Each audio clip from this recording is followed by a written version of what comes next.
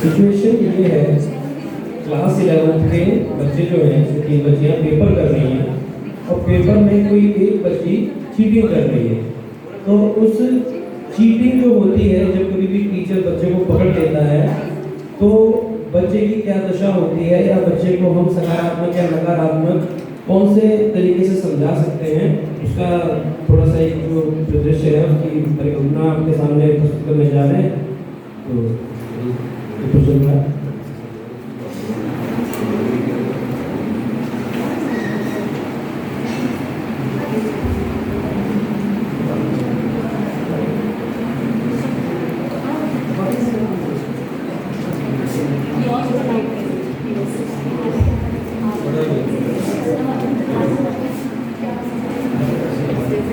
क्या कर रहे थे आप? ऐसे होता है ये पेपर, चीटिंग हो गई। चीटिंग करेंगे तो आगे कैसे बढ़ेंगे? चलिए आज के बाद पेपर नहीं देंगे, क्लास से बाहर हो जाइए।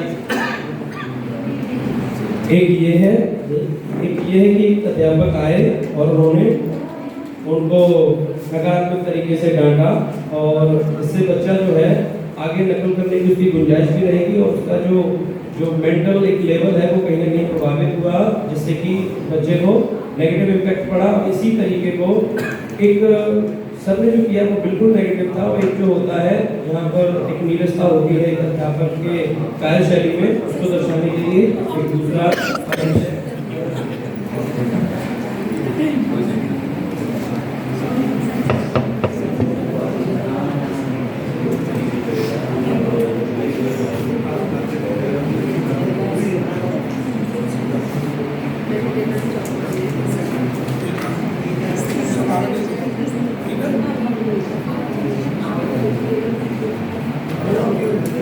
यहाँ पे सर ने ये दिखाया कि टीचर कई बार अपने कर्तव्य पद से थोड़ा एकल हो जाता है, उसको लगता है कि मामूली सी बात है, कुछ नहीं हुआ है, और वो चीटिंग को भी इग्नोर कर देता है, जिससे कि जो संदेश जाना चाहिए था बच्चे तक वो नहीं पहुँचाए। और मैं अपने तरीके से जो कि एक सकारात्मक संदेश भी बच्चे को जाएगा, और बच्चे की जो मानसिक दशा है उसको छूने की कोशिश करेगा, और बच्चे के अंदर ये संकल्प भावना आएगी कि अब वह कभी भी नकल नहीं करेगा।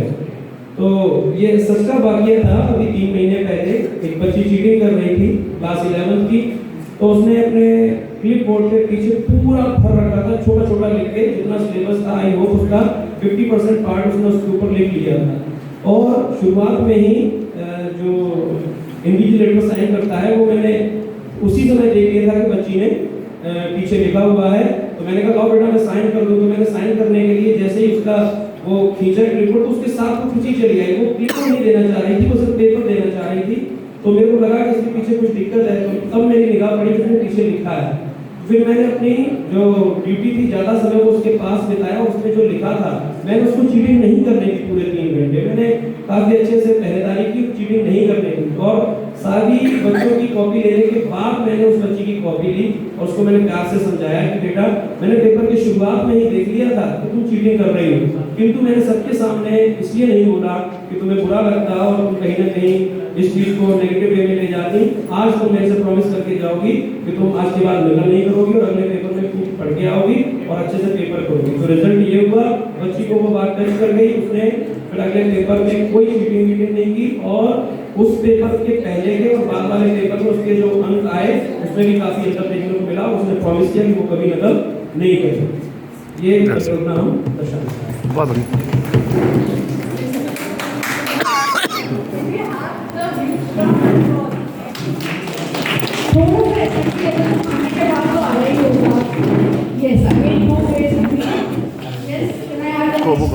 ठीक।